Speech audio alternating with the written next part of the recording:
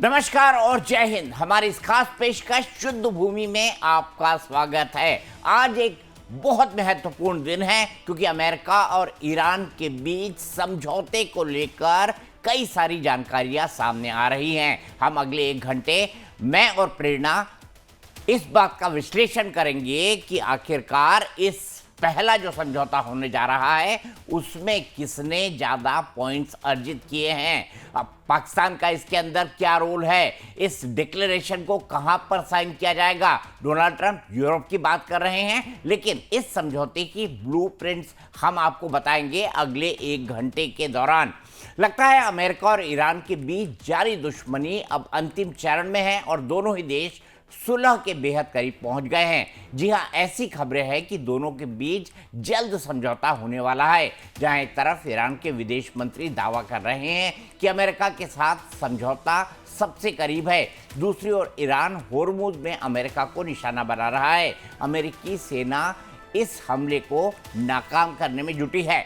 आखिर ईरान की ये कैसी रणनीति है जहां एक हाथ में शांति का मसौदा है और दूसरे हाथ में ड्रोन का रिमोट। अमेरिका के साथ संभावित समझौते को लेकर ईरान के कट्टरपंथी गुट नाराज हैं। वहीं भारतीय जहाजों पर लगातार हो रहे हमलों को लेकर भारत ने सख्त रुख अपनाया है। भारत ने साफ कहा कि इस तरह की हिमाकत कतई बर्दाश्त नहीं की जाएगी। वहीं ट्रंप ने भारतीय जहाजों पर हमलों को लेकर सीधा आरोप ईरान पर मढ़ दिया है, जिसे ईरान ने बेबुनियाद बताया है। सालों की दुश्मनी और युद्ध के बाद अमेरिका और ईरान ऐतिहासिक सुलह के बेहद करीब पहुंच गए हैं। सूत्रों के मुताबिक दोनों देशों के बीच एक बड़े समझौते यानी मेमोरेंडम ऑफ अंडरस्टैंडिंग का खाका तैयार हो चुका है। इस संभावित समझौते को लेकर खुद ईरान ने पुष्टि की है। ईरानी विदेश मंत्री अब्बास अरागची ने सोशल मीडिया प्लेटफॉर्म एक्स पर लिखा कि प्रस्तावित एमओयू अब तक के सबसे नजदीकी चरण में है। दिलचस्प बात यह है कि अमेरिकी राष्ट्रपति डोनाल्ड ट्रंप ने खुद इस पोस्ट को शेयर कर सुलह के मजबूत संकेत दिए हैं। हालांकि अब्बास अरागची ने मीडिया से अपील की है कि अंतिम मुहर लगने तक शर्तों पर कयास न लगाएं। हॉर्मुज स्ट्रेट पर ईरान का कंट्रोल बना रहेगा। कुछ खास बातें आपको ग्राफिक्स के जरिए बताते हैं। इजराइल को लेबनान में जंग खत्म करनी होगी। ईरान के फ्रीज्ड फंड रिलीज किए जाएंगे। न्यूक्लियर प्रोग्राम और प्रतिबंधों पर आगे बातचीत होगी। समझौते का मकसद सिर्फ सीज फायर नहीं, पूरी जंग खत्म करना है। सूत्रों के हवाले से इस महाडील की जो बड़ी शर्तें सामने आ रही हैं वो दुनिया की राजनीति बदल सकती है। इस समझौते के तहत ईरान से परमाणु हथियार हटाना शामिल है। इसके बदले में दुनिया के सबसे बड़े तेल व्यापार मार्ग यानी स्ट्रेट ऑफ हॉर्मुज को पूरी तरह खोला जाएगा। साथ ही अमेरिका ईरान पर लगे प्रतिबंध हटाएगा और उसके फ्रीज पड़े बैंक खातों को भी बहाल कर दिया जाएगा। ईरानी विदेश मंत्री के मुताबिक डील फाइनल होते ही सभी जानकारियां आधिकारिक तौर पर दुनिया के सामने रख दी जाएंगी। अगर यह समझौता जमीन पर उतरता है तो यह वैश्विक अर्थव्यवस्था और मिडिल ईस्ट की शांति के लिए इस सदी का सबसे बड़ा टर्निंग पॉइंट साबित हो सकता है। एक हाथ में शांति का मसौदा और दूसरे हाथ में ड्रोन का रिमोट। जी हां, अमेरिका और ईरान के बीच चल रहे इस अजीबोगरीब घटनाक्रम ने पूरी दुनिया को भारी कंफ्यूजन में डाल दिया है। एक तरफ मेज पर ऐतिहासिक समझौते की कूटनीति चल रही है तो दूसरी तरफ समंदर में बारूद बरस रहा है। दरअसल अमेरिकी सेंट्रल कमांड यानी सेंटकॉम ने सोशल मीडिया प्लेटफॉर्म एक्स पर एक बेहद सनसनीखेज दावा किया है। सेंटकॉम का कहना है कि ईरान ने हॉर्मुज से गुजरने वाले कमर्शियल जहाजों को निशाना बनाने के लिए एक के बाद एक कई वन वे अटैक ड्रोन यानी सुसाइड ड्रोन लॉन्च कर दिए। अमेरिकी सेना ने मुस्तैदी दिखाते हुए इन सभी ड्रोनों को हवा में ही इंटरसेप्ट किया और मार गिराया। इस त्वरित और आक्रामक कार्रवाई की वजह से समंदर के इस बेहद संवेदनशील रास्ते पर जहाजों की आवाजाही सुरक्षित बच गई। फिलहाल इस रूट पर जहाजों का ट्रांजिट बिना किसी रुकावट के जारी है और अमेरिका लगातार इस पर कड़ी नजर रखे हुए है। हैरान करने वाली बात यह है कि जब समंदर में ईरान के ड्रोन तबाही मचाने की कोशिश कर रहे थे, ठीक उसी वक्त ईरान के विदेश मंत्री अब्बास अरागची का एक बेहद सकारात्मक बयान सामने आ रहा था। ईरान ने इस पूरी डील को लेकर गहरा सस्पेंस बना रखा है। विदेश मंत्री ने कहा कि उनका रवैया हमेशा जिम्मेदार रहा है और सही समय आने पर ही समझौते की सभी जानकारियां सार्वजनिक की जाएंगी। तो इसी पर बात करने के लिए मेरे साथ रिटायर्ड मेजर जनरल अनुज माथुर जी जुड़ गए हैं, मेरे साथ रिटायर्ड ब्रिगेडियर विजय धीमान जी हैं, हमारे साथ retired colonel SK. Malik ji जुड़ेंगे और जियोपॉलिटिकल एक्सपर्ट के तौर पर डॉक्टर अजिताभ हैं। जनरल साहब, सबसे पहले हम समझौते पर आए, उसके फाइन प्रिंट की बात करें। क्या अमेरिका छोड़ सकता है, क्या ईरान छोड़ सकता है, इसको भी समझेंगे। लेकिन सबसे पहले बताइए, एक तरफ समझौते की बातचीत, एक तरफ अब्बास अराक्ची का ट्वीट और दूसरी तरफ ड्रोन से समुद्र के अंदर हमला, ये क्या दिखाता है? ईरान की नीयत क्या अभी भी डोल रही है? क्या ईरान की नीयत अभी भी खराब है? जय हिंद दीपक, जय हिंद प्रेरणा। देखिए, ये जो बार बार हम एक चीज बात कर रहे हैं, समझौता, मुझे लगता नहीं है कि ये समझौता है। ये जो आपने पहले टर्म इस्तेमाल करी थी, मेमोरेंडम ऑफ अंडरस्टैंडिंग है, और शायद इससे ये डिसाइड किया जाएगा कि आगे कैसे बढ़ा जाए। और इंपॉर्टेंट चीज जो होगी वो शायद ये होगी कि अब सीज फायर कर दिया जाएगा, ये मेरा मानना है। देखिए, जहां तक सवाल ईरान द्वारा हमले किए जाने का है, उसके दो दृष्टिकोण हैं। पहला दृष्टिकोण तो ये है कि जो ईरान की राजनीतिक जो नेतृत्व है उसमें और आईआरजीसी के अतिवादी नेतृत्व में तो कहीं ना कहीं सामंजस्य की कमी नजर आ रही है। उसकी वजह से जो जो नेशनल लेवल में, पॉलिटिकल लेवल पे जो एक्टिविटीज हो रही हैं, उसको वो या तो परकुलेट डाउन हो नहीं पा रही हैं, और अगर हो रही हैं तो आईआरजीसी उसको कहीं ना कहीं मानने को तैयार नहीं है। अब जो भारतीय जहाज, भारतीय नाविकों वाले जहाज पर जो हमला हुआ, जहाज भारतीय नहीं था, जो हमला हुआ उसको लेकर के द्वंद्व शुरू हो गया है। अमेरिका ने कह दिया कि भाई हमने तो उस पर हमला किया ही नहीं है, तो ईरान का काम है। तो वो भी एक चीज दिखाई दे रही है। तो मुझे ये लग रहा है कि जो ट्रस्ट डेफिसिट था दीपक, वो ट्रस्ट डेफिसिट कहीं ना कहीं और बढ़ चढ़ करके आईआरजीसी की सोच विचार में आ रहा है, और वो ये चाहते हैं कि कोई भी मेमोरेंडम ऑफ अंडरस्टैंडिंग हो, उससे पहले उनका दबदबा, ये शब्द समझने की आवश्यकता है, उनका हॉर्मोज पर दबदबा एक ऐसी तरीके से उभर करके सामने आए ताकि उसको एक लीवर के तौर पर बातचीत या जो भी अंडरस्टैंडिंग हो रही है उसके उसमें इसको प्रयोग में लाया जा सके। ये बहुत अच्छी बात है, पूरी दुनिया के लिए बहुत अच्छी बात है। लेकिन ये हमले क्यों, फिर ये ड्रोन से हमले क्यों जनरल साहब, ये सबसे पहले समझाइए। हाँ, मैं यही कह रहा हूं कि वो ड्रोन से हमले इसीलिए कर रहे हैं कि वो ये बताना चाहते हैं कि हॉर्मुज पर हमारा दबदबा है और हम इस दबदबे को बनाए रखेंगे। और इसी वजह से उन्होंने लगातार, कभी कोई लेटअप नहीं है आईआरजीसी की तरफ से, न केवल ड्रोन से हमले हो रहे हैं बल्कि उनकी जो फास्ट मिसाइल बोट्स हैं वो भी पूरी तरह से गश्त लगा रही हैं चारों तरफ, और वो भी हमले करने के लिए पूरी तरह से तत्पर हैं।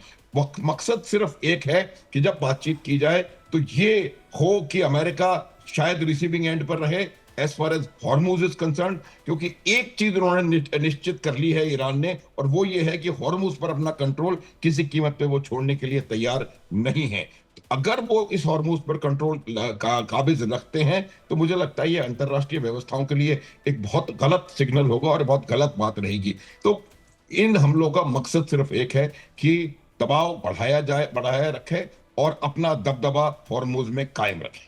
ठीक है, अब शुरुआत करता हूं ब्रिगेडियर धीमान से। ब्रिगेडियर साहब, मुझे बताइए, अगर हॉर्मुज पर इसी तरह ईरान का कंट्रोल रहता है, तो जैसा कहा कि अंतर्राष्ट्रीय समुदाय जहां पर फ्री नेविगेशन की बात होती है इंटरनेशनल वाटर्स के अंदर, तो अगर ये शर्त मनवाने में एमओयू में ईरान कामयाब है, इसका मतलब डोनाल्ड ट्रंप और अमेरिका कम से कम एक कदम नीचे आया है।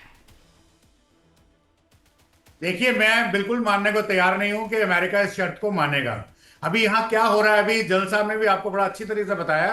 हो क्या रहा है कि अमेरिका ने ऑलरेडी शिप्स को एस्कॉर्ट करना शुरू कर दिया है, नेवल एस्कॉर्ट के साथ। हालांकि मेरा मानना है, बीइंग एयर डिफेंस मैन, मेरा मानना यह है कि यहाँ टारगेट हैंडलिंग कैपेबिलिटी की प्रॉब्लम आएगी, परंतु फिर भी हो सकता है अमेरिकन सेंट्रल कमांड ने किसी तरीके से उसको हल किया है। तो जब वो शिप्स निकलने शुरू हुए हैं तो ये हमले हुए हैं ईरानियंस की तरफ से। और सेंटकॉम का जो सुबह का बयान है वो कहता है कि हमने सारे ड्रोन्स को, सारे अटैकर्स को निस्तनाबूद किया है और सारे के सारे शिप्स जो हैं वो पूरी तरह से खुल रहे हैं। यानी कि कंट्रोल जो है हॉर्मुज का इस वक्त अमेरिका के हाथ में है, जो ईरान कभी भी बर्दाश्त नहीं करेगा। और वहां पे चाहे आज अच्छी खबर सिर्फ उनके जो प्रेसिडेंट फॉरेन मिनिस्टर की आई है आरागची साहब की जो ट्वीट हमने देखी है, वो एक उम्मीद जताता है कि शायद जो प्रेसिडेंट पेजेशकियां हैं शायद वो आईआरजीसी के ऊपर कोई कंट्रोल करने में सफल हो रहे हैं। परंतु आईआरजीसी का जो कमांड एंड कंट्रोल है वो, जैसे हमने पहले भी बताया है, कि वो डिसेंट्रलाइज है, क्योंकि उनका जो सेंट्रल कमांड है वो खत्म हो चुका है। तो अब ये हो सकता है रोग एलिमेंट्स हो, यू नेवर नो। अब जितने भी आइलैंड्स हैं, सिरिक आइलैंड, कशब आइलैंड, फिर और जो लांस्क आइलैंड और बंदर अब्बास, ये सब इन्होंने अंडरग्राउंड अपने बेसिस बना रखे हैं स्पीड बोट्स के लिए। कुछ रिमोट स्पीड बोट्स हैं, कुछ अंडर वाटर स्वॉर्म्स हैं, कुछ के ऊपर मिसाइल्स हैं। तो इनकी तरफ से ये जो ढांढस है आईआरजीसी की तरफ से, हालांकि उनके डिसैलिनेशन प्लांट्स के ऊपर तभी हमला हो चुका है अमेरिकन, फिर भी वो थोड़े बहुत अभी बचे हुए हैं और शायद एक डिसेंट्रलाइज तरीके से ही काम कर रहे हैं, जो प्रेसिडेंट पेजेशकियां की अनुमति शायद उसमें नहीं है।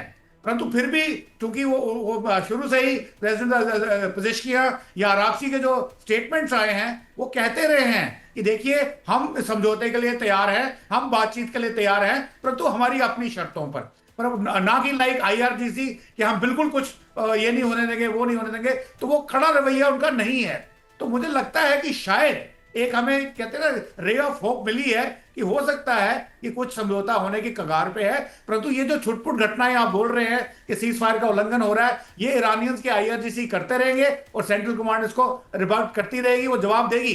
क्योंकि अगर ईरानियंस आईआरजीसी हमला करती है तो सेंट्रल कमांड चुप नहीं रह सकती। अमेरिका ये नहीं कह सकता कि वो they are free to attack और वो हमारी जो फ्रीडम ऑफ नेविगेशन जो हम एस्कॉर्ट कर रहे हैं फॉर द टाइम बीइंग, उसको वो डिसरप्ट कर रहे हैं। तो इसलिए मुझे लगता है कि ये चलता रहेगा और उधर से जो दूसरी बातचीत की पेशकश है वो भी चलती रहेगी। और जनरल साहब ने बोला ये मेमोरेंडम ऑफ अंडरस्टैंडिंग है, अभी समझौते की कोई बात नहीं हुई, अभी सिर्फ यही बात हो रही है कि साथ बैठा कैसे जाए, उसके बाद देखेंगे कि क्या आता है। पर मेरा ये मानना है कि अगर ये समझौता हो भी जाता है तो भी ये एक टेम्पररी समझौता होगा, जिसकी उम्र 1 महीना, 1 साल, 5 साल, 10 साल, इससे ज्यादा नहीं होगी, क्योंकि आइडियोलॉजी नहीं मर रही। और जितने भी उनके जो रोग एलिमेंट्स हैं, जो टेररिस्ट एलिमेंट्स हैं, हमास, हिजबुल्लाह, वो भी पूरी की तरह हुती पूरी तरह खत्म नहीं हो रहे। बिल्कुल सही तो आपने कहा। मैं इसी पॉइंट पर ब्रिगेडियर साहब फंड दोबारा उठाएंगे। ब्रिगेडियर साहब मैं इसी पॉइंट पर आता, अगला मेरा पॉइंट यही था, लेकिन सबसे पहले होर्मुज को डील कर लेते हैं। डॉक्टर अजीत साहब, आपको भी लगता है कि आईआरजीसी और जो सिविल लीडरशिप है उसके बीच डिफरेंसेस हैं और ये डिफरेंसेस कहीं इस एमओयू की राह में सबसे बड़ा रोड़ा ना बन जाए? आपका विश्लेषण क्या कहता है, जो जानकारियां और इंफॉर्मेशन अभी निकलकर सामने आ रही है उसके आधार पर? जी दीपक जी, जो अभी खबरें आ रही है उसमें तो स्पष्ट है कि अभी आईआरजीसी और जो पॉलिटिकल लीडरशिप है दोनों के बीच डिफरेंसेस हैं और इसीलिए ईरान की तरफ से कोई कंक्रीट अभी स्टेटमेंट उस तरह का नहीं आया है। हालांकि आरागची ने स्टेट टीवी RIB को स्टेटमेंट दिया है। उस स्टेटमेंट में भी मैं रेखांकित करना चाहूंगा, उन्होंने कहा है कि हॉर्मुज की स्थिति प्री वार वाली नहीं रहेगी। दैट मीन्स उन्होंने हिंट भी कर दिया है कि ओमान और ईरान मिलके टोल नहीं तो सर्विस चार्ज के नाम पे किसी न किसी रूप में चार्ज करेंगे, ये वो अपने इंटरव्यू में कह रहे हैं। तो दैट मीन्स कि हॉर्मुज में ये जो भी उठापटक चल रही है, जो आपने रेफरेंस दिया ड्रोन वहां चले हैं, उसके पीछे यही है कि ईरान हॉर्मुज को किसी भी तरह छोड़ना नहीं चाहता। जिस दिन वो छोड़ दिया अमेरिका उस पर हावी हो जाएगा। दूसरी तरफ वो फायदा उठा रहा है अमेरिका के जो ये मैन इन ए हरी राष्ट्रपति ट्रंप, वो तो डेडलाइन भी दे देते हैं कि जी सैटरडे को मंडे को हो जाएगा। जेनेवा में सेज भी सजने लगी है। कहा जा रहा है कि जेडी वेंस की गाड़ियां वहां पहुंच गई हैं, फाइटर प्लेन या प्लेन्स वहां जा रहे हैं। तो ये इतनी हड़बड़ी जो दिखा रहे हैं वो कहीं गड़बड़ ना हो जाए। जो कहावत भी है, हड़बड़ में गड़बड़ भी हो सकता है, उसकी भी संभावना से इनकार नहीं किया जा सकता, क्योंकि कई मुद्दे हॉर्मुज को ही लेके अटके पड़े हैं, क्लियरिटी अभी नहीं है। तो ऐसी स्थिति में ऑफिशियल स्टेटमेंट कोई राष्ट्रपति ट्रंप या अमेरिका की तरफ से अभी भी नहीं आया है। सारे अटकलें हैं। 60 दिन का जो टाइम फ्रेम दे रहे हैं, ये सारे फेज्ड मैनर में होगा। कोई भी ऑफिशियल अभी तक इस तरह की सूचना नहीं आई है। तो थोड़ा सा एप्रीहेंशन है डाउटफुल है। वैसे डिप्लोमेसी काम कर रही है, बैक चैनल में चीजें इंप्रूव हुई हैं, ये पॉजिटिव डेवलपमेंट है। लेकिन अभी डिप्लोमेसी में, कूटनीति में चैलेंजेज हैं, और हमने पहले भी देखा है बातचीत के बीच में नजदीकियां दूरियों में बदल गई हैं। उस संभावना से भी इनकार नहीं किया जा सकता। ठीक है, दूरियां भी बढ़ सकती हैं, और क्या अमेरिका इसको झुककर समझौता कर रहा है, इसको भी प्रेरणा हम समझेंगे। लेकिन पहले हॉर्मुज की बात खत्म कर लेते हैं। हॉर्मुज प्री वॉर सिचुएशन में नहीं रहेगा। मलिक साहब, आपको क्या लगता है कर्नल साहब की प्री वॉर सिचुएशन में हॉर्मुज नहीं रहेगा तो इसका मतलब पूरी दुनिया के माथे पर लगातार शिकन रहेगी कि अगर प्री वॉर सिचुएशन में हॉर्मुज नहीं है तो ईरान कभी भी ब्लॉकेट कर देगा, अमेरिका के साथ उसकी दिक्कत होगी, कुछ भी कर सकता है, गल्फ के कंट्रीज के साथ कोई दिक्कत होती है वो कुछ भी कर सकता है। तो ये तलवार तो इंटरनेशनल कम्युनिटी के सर पर लटकी रहेगी, और फ्री नेविगेशन जिसकी अंतर्राष्ट्रीय समुदाय बात करता है, जो यूएन का चार्टर है, वो कभी पालन ही नहीं हो पाएगा। दीपक जी, प्रेरणा जी और सभी मेहमानों को मेरा नमस्कार। दीपक जी, जो सवाल है, ये सवाल जितना कहने सुनने में लगता है, इसकी रिपरकशन इससे बहुत गंभीर है। देखिए, हॉर्मुज का कंट्रोल अगर ईरान के हाथ में जाता है तो मैं कहता हूं पूरी वर्ल्ड कम्युनिटी के लिए एक लॉन्ग दूरगामी डिजास्टर ये होने वाला है। कारण यह है कि अगर इस पर अंडरस्टैंडिंग ब्लैक एंड व्हाइट में नहीं बनती है, शर्तें लेड आउट नहीं की जाती है, तो ये समझिए कि ईरान एक इतना मजबूत स्थिति में आकर निभरेगा कि ईरान की शर्तों पे हॉर्मुज चलेगा।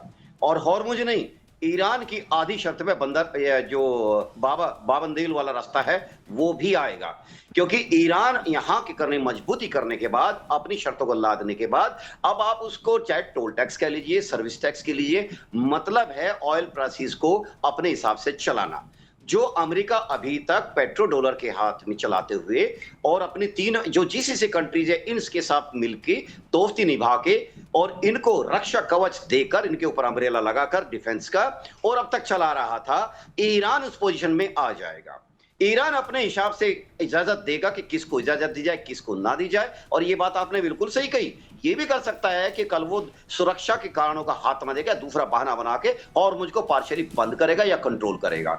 इन सब चीजों को लिए, जैसे कि सुन रहे हैं कि ओमान ने उनको पैसे दे दिए हैं, यूएई ने पैसे दे दिए हैं, अगर ये बात सच है तो ये भी अमेरिका को मार्जिनलाइज करने की तरफ एक कदम है। अच्छा ये होता कि ईरान अपने जीसीसी कंट्री मुस्लिम मित्रों के साथ बैठकर एक समझौता होता तो देखा जाए अमेरिका वैसे ही साइडलाइन हो जाता, लेकिन अमेरिका इसको होने नहीं देना चाहता, क्योंकि कारण यह है कि अमेरिका का प्रभुत्व जैसे ही हॉर्मुज का एक तरह से रेंज जाती है ईरान के हाथ में, उसी प्रोपोर्शन में अमेरिका का प्रभुत्व कम होता है। और यही नहीं, धीरे धीरे पूरे वर्ल्ड कम्युनिटी के अंदर जो अमेरिका की एक ताकत की जो मैसेज होता था वो बहुत ज्यादा डाइल्यूट होगा, और अमेरिका को आंख दिखाने वालों की संख्या दुनिया में दिनों दिन बढ़ती चली जाएगी। बाबा बंदेल पर ऑलरेडी उन्होंने यमन पे देखा जाए अपने लोग बैठाए हुए हैं वहां पर। जब तक ये यमन का इशू बीच में नहीं आएगा, मुझे लगता है समझौता एक तरह से ये कामयाब नहीं होगा। और ऊपर से इजराइल का जो इशू है, हालांकि अमेरिका उस पर खुद ही उसको इनहेरिट करके रखता है, और उसको मैं समझता हूं अमेरिका की तरफ से जो नेगोशिएटर्स हैं उस पर भी बात कर रहे होंगे।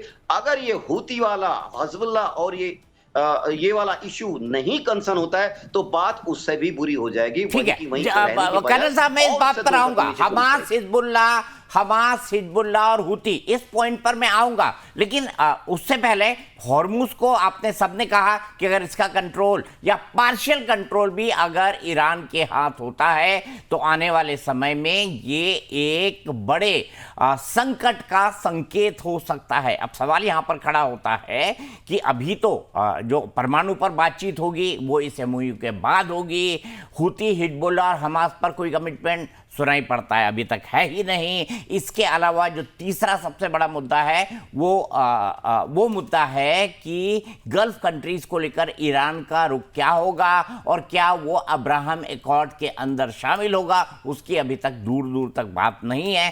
क्या अमेरिकी राष्ट्रपति डोनाल्ड ट्रंप डिस्परेट हो गए हैं, इसको समझने की कोशिश करेंगे। तो ईरान और अमेरिका के बीच जिस एमओयू की बात हो रही है, आज उसी पर हम चर्चा कर रहे हैं।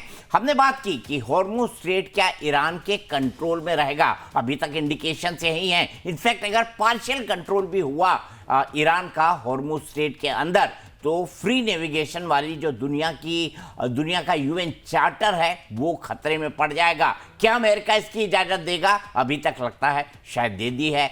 दूसरा सबसे बड़ा सवाल कि क्या अमेरिका के राष्ट्रपति डोनाल्ड ट्रंप डिस्परेट हो गए हैं, क्योंकि पहले उन्होंने कहा कि आज रात ईरान पर बहुत बड़ा और बहुत जबरदस्त हमला किया जाएगा। उसके कुछ ही देर बाद वो कहते हैं कि नई डील होने वाली है, यूरोप में ये डील होगी। तो क्या 40 बार इससे पहले उन्होंने ये कह दिया बस डील हो रही है, बस डील होने वाली है।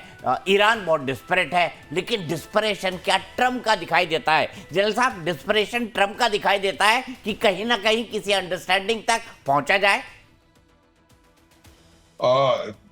दीपक, देखिए, ट्रंप का डेस्परेशन तो अभी नहीं, काफी समय से नजर आ रहा है। ट्रंप, मैंने बताया, कल भी कहा था कि ट्रंप जो है अपने आप को एक ऐसे युद्ध में फंसा हुआ देख रहे हैं जिसको कि वो जीत नहीं पा रहे, जिसको खत्म नहीं कर पा रहे और जिसमें से निकल नहीं पा रहे हैं। तो उनको तो डेस्परेशन है ही। लेकिन एक बात मैं आपको बताना चाहता हूं दीपक, इस बात को समझने की आवश्यकता है, और वो ये है कि ईरान और अमेरिका दोनों को ये पता है कि जिस हालत में आज ईरान नहीं, इजराइल और अमेरिका को दोनों को पता है कि जिस हालत में आज का ईरान है वो ईरान की शायद इस सदी की या कई सदियों में सबसे ज्यादा खराब हालत है, मिलिटरीली भी और इकोनॉमिकली भी। तो ये कहीं ना कहीं उनके दिमाग में ये बात है कि अगर अब नहीं तो फिर कभी नहीं, इट इज नाउ और नेवर। तो हो सकता है कि ये इसमें फिर कोई रोड़ा अटकाया जाए, और ये जो मेमोरेंडम ऑफ अंडरस्टैंडिंग है, वैसे ही इसमें बहुत सारे विरोधाभास हैं, बहुत सारे इस प्रकार के बिंदु हैं जिन पे समझौता होना मुझे निकट भविष्य में तो नहीं लग रहा। और उनमें से एक हम बात कर चुके हैं, ये स्ट्रेट ऑफ हॉर्मुज भी है। तो मुझे ये लग रहा है कि कहीं ना कहीं इजराइल अपना वो उद्देश्य प्राप्त करेगा कि वो हिजबुल्लाह को भी हमास वाले हालात में ला के छोड़े, और शायद हूती के ऊपर भी उतने ही हमले करके हूती को भी इस काबिल नहीं छोड़े कि वो बाबल मंदेब को बंद करवाने की धमकी दे सके। उन्होंने ऑलरेडी धमकी दे दी है और उन्होंने कह दिया है कि हम इजराइल के तरफ जाने वाले शिप्स को हम अलाउ नहीं करेंगे बाबल मंदेब से निकलने के लिए। तो ये चीजें मुझे लगता है देखने की, हमें समझने की आवश्यकता है। ईरान कमजोर है, इसमें कोई संदेह नहीं होना चाहिए। ईरान में पॉलिटिकल लीडरशिप और आईआरजीसी के बीच में मतभेद है, इसमें भी कोई संदेह नहीं होना चाहिए। और जिस तरह से उनका मिलिटरीली इतना जबरदस्त नुकसान हुआ है, उसमें भी मुझे लगता है कोई संदेह की गुंजाइश नहीं है। तो ये मौका कहीं ना कहीं नेतन्याहू उसको मौके के तौर पर देख रहे होंगे, और वो प्रयास करेंगे कि ये इस पूरे प्रोसेस में कहीं ना कहीं अड़चन फैलाई जाए और इसको रोकने की कोशिश की जाए। अमेरिका का भी बिल्कुल क्लियर मानना है। देखिए, अमेरिका अगर बातचीत करेगा भी, मेमोरेंडम ऑफ अंडरस्टैंडिंग पे कोई दस्तखत होंगे भी, तो भी वो एक बात नहीं करेगा कि कभी गारंटी नहीं देगा कि हम आज के बाद कभी हमला नहीं करेंगे। और मौका देख करके आप देखिएगा, क्योंकि अमेरिका का जो फंडामेंटल दीपक उद्देश्य था कि किसी ना किसी प्रकार से इस दुनिया के सर्वाधिक संसाधन संपन्न क्षेत्र का कंट्रोल, नियंत्रण अपने पास लिया जाए। और अगर वो हॉर्मुज के ऊपर थोड़ा सा टोन डाउन करके और हॉर्मुज का कंट्रोल ईरान के हाथ में छोड़ के और न्यूक्लियर के बारे में भी बात नहीं करके यहां से निकलेगा, तो आप देखिएगा किस तरह से अमेरिका का प्रभुत्व पश्चिम एशिया से समाप्त हो रहा है। ऑलरेडी यूएई जैसी बात हो रही है, यूएई ने और बहरीन ने और इन लोगों ने कतर ने इन्होंने पैसे देकर के अपने ऊपर हमले नहीं करवाए। ये दिखाई भी दे रहा है शायद कि पहले सबसे ज्यादा हमले यूएई पे हो रहे थे, और इस चीज के बाद यूएई पे नहीं हमला हुआ, बाकी 3-4 देशों पे उन्होंने हमला किया। तो ये नजर भी आ रहा है कहीं ना कहीं। ठीक है, अब तो क्या मैं आपको रोकूंगा क्योंकि एक बड़ी खबर आ रही है, हम इसका भी विश्लेषण करेंगे कि क्या ये अमेरिका की घटते कद का संकेत है, खासतौर से गल्फ में। लेकिन इस बीच राजनीति की दुनिया